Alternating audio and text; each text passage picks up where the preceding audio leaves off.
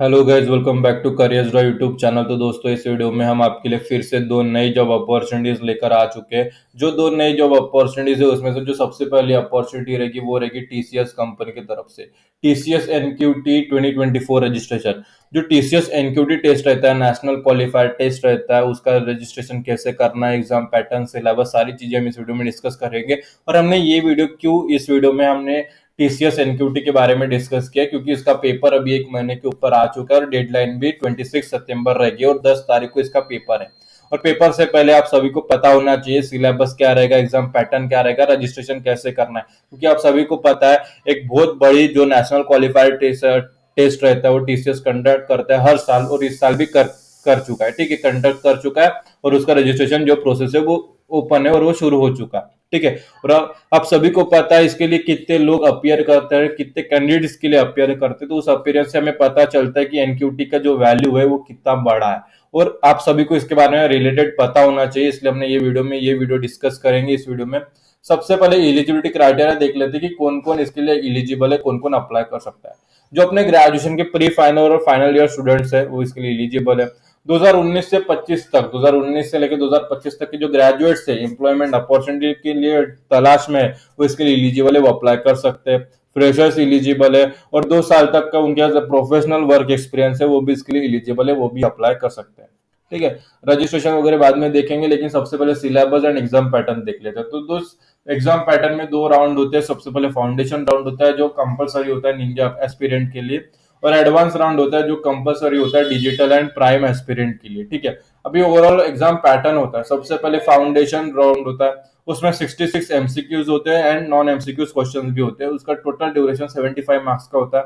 Section 4 mandatory sections होते हैं जिसमें ट्रेड पर्सनालिटी टेस्ट रहता है, एप्टीट्यूड होता है, लॉजिकल होता है, वर्बल होता है। ठीक है, डिफिकल्टी लेवल मॉडरेट होता है।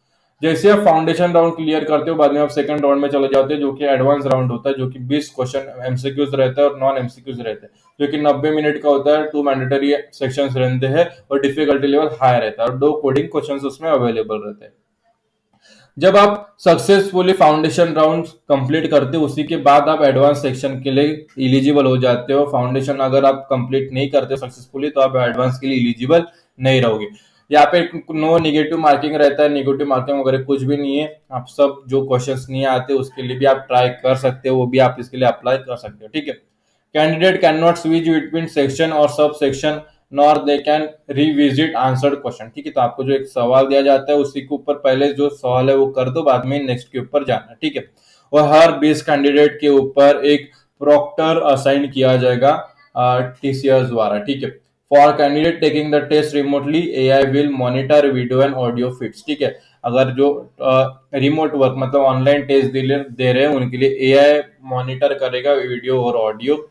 During the examination candidate must maintain eye contact within the screen and will not be provided with extra or rough paper for calculation. ठीक है, however a calculator digital rough paper will be available on the desktop screen. ठीक है, तो जो calculator वगैरह रहता है, rough paper रहता है, वो आपको डेस्कटॉप स्क्रीन पे भी अवेलेबल मिल जाएगा, आपको वो लेने की जरूरत नहीं है।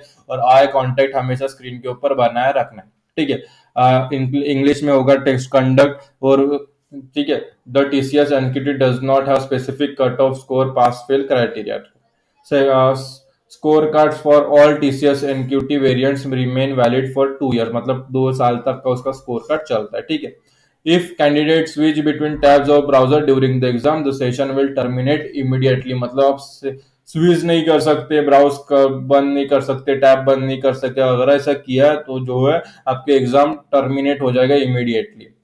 क्वांटिटिव एप्टीट्यूड रहेगा, number system, LCM and HCF, geometric number and decimal fraction, divisible and related concept. जो टोटल मार्क्स रहेंगे 2 क्वेश्चंस में, जो कि फाउंडेशन हमने वहां पे डिस्कस किया है, एप्टीट्यूड, लॉजिकल, वर्बल और टेस्ट पर्सनालिटी। ठीक है, तो उसमें वो रहेगा। फिर वर्बल एबिलिटी में देखते हैं, वर्ड कंप्लीशन रहता है, सेंटेंस कंप्लीशन रहता है, error identification, arrangement of system, total मिला के 25 सवाल उसके रहते हैं। लॉजिकल एबिलिटी में word pattern, seat arrangement, number series, letter series, कुल मिला के 20 क्वेश्चन। और ट्रेड एंड पर्सनैलिटी में इमेज सिलेक्शन क्वेश्चन रहता है जिसमें एक क्वेश्चन अवेलेबल रहता है।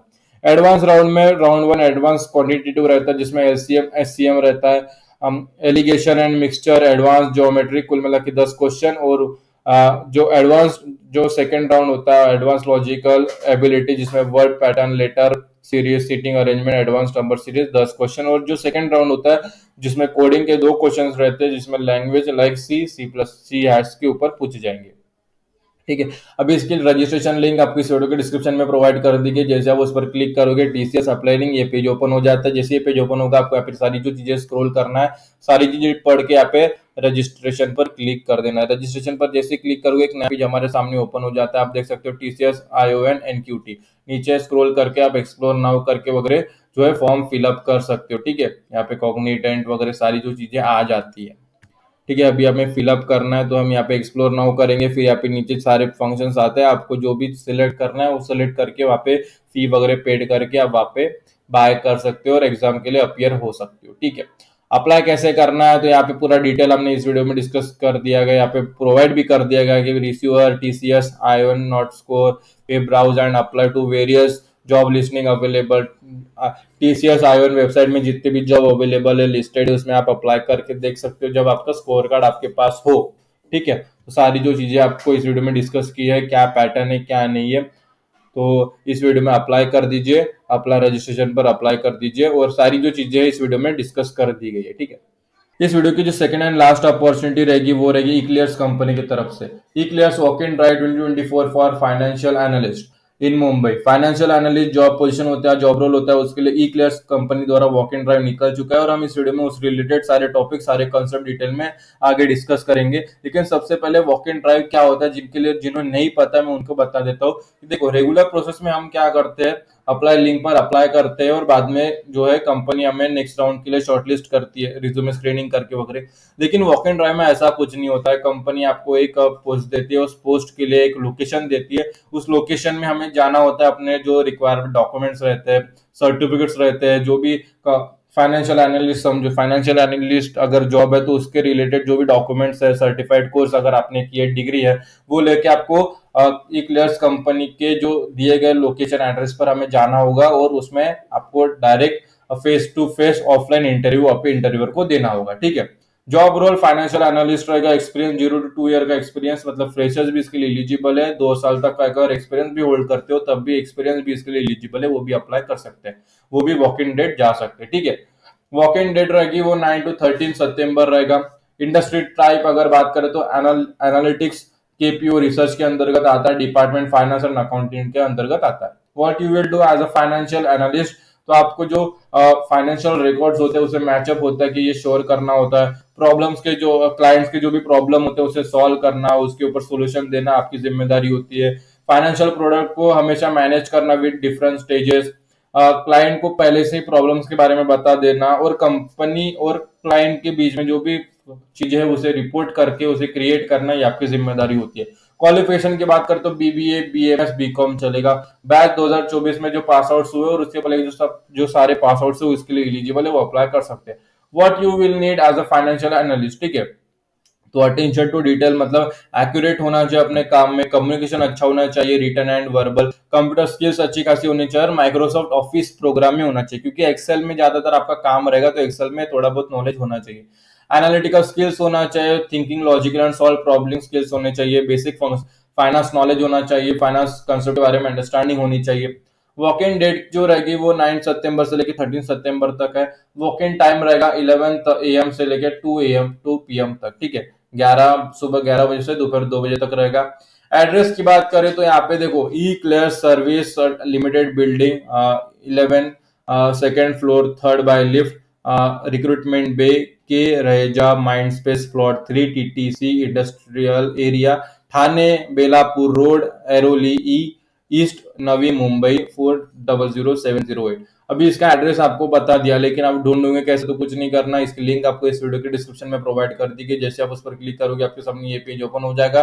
फिर यहाँ पे सारी जो चीजें नीचे पढ़ के आना है और यहाँ पे क्लिक कर देना। जैसे उस पर क्लिक करोगे हम डायरेक्ट गूगल मैप पर चले जाएंगे और आप देख सकते हो यहाँ पे आपको दिख रहा है, कुछ नहीं करना है, यहाँ पे राइट हैंड साइड में आपको डायरेक्शन दिख रहा है, वहां पे क्लिक करना और आपका लाइव लोकेशन से वहां पे डायरेक्ट कर देना। आपका जो आपकी जो एड्रेस है वहां पे मिल जाएगा, आपका जो मैप है वो बन जाएगा और मैप के जरिए आप चले जाना। एक बार नवी मुंबई पहुंच गए आपका जो एड्रेस है आपको मिल जाएगा, कोई भी दिक्कत नहीं आएगी। ठीक है, एड्रेस भी आपको यहाँ पे डिटेल में मिल चुका है। अभी जाओ अप्लाई करो और अपने जो डॉक्यूमेंट्स है जैसे पैन कार्ड, आधार कार्ड, डिग्री है, अगर कोई कोर्स वगैरह किया है तो वो लेके जाओ। और हमने इस वीडियो में दो जॉब रिलेटेड डिस्कस किया, इक्लियर्स और टीसीएस, दोनों के लिए आपको अप्लाई करना है। मतलब इसमें वॉक इन है, जो जा सकते हैं वो जाओ। नवी मुंबई के आसपास है तो चले जाओ। किसी को जाना है वॉक इन ड्राइव के लिए वो जा सकता है। आज हम अपलोड कर रहे हो और 2 दिन है ये, तो आप जा सकते हो। ठीक है। और टीसीएस में कोई रजिस्ट्रेशन में कोई दिक्कत आती है तो हमें कमेंट सेक्शन में कमेंट कर देना, हम उसका जो सोल्यूशन आपको रिप्लाई कर देंगे। और अपने दोस्तों के साथ ये वीडियो शेयर कीजिए जिन्हें जॉब की जरूरत है, जिन्हें जॉब की तलाश है। अगर आप अपने तरफ आई हुई अपॉर्चुनिटीज अपने दोस्तों के साथ शेयर करोगे तो उनकी तरफ आई अपॉर्चुनिटीज वो आपके साथ जरूर शेयर करेंगे। तो आज की वीडियो में इतना है, फिर मिलेंगे अगली वीडियो में फिर नई जॉब अपॉर्चुनिटीज के साथ। तब तक के लिए स्टे ट्यून। और ये वीडियो आप सभी ने पूरा देखा इसलिए आप सभी का तहे दिल से धन्यवाद।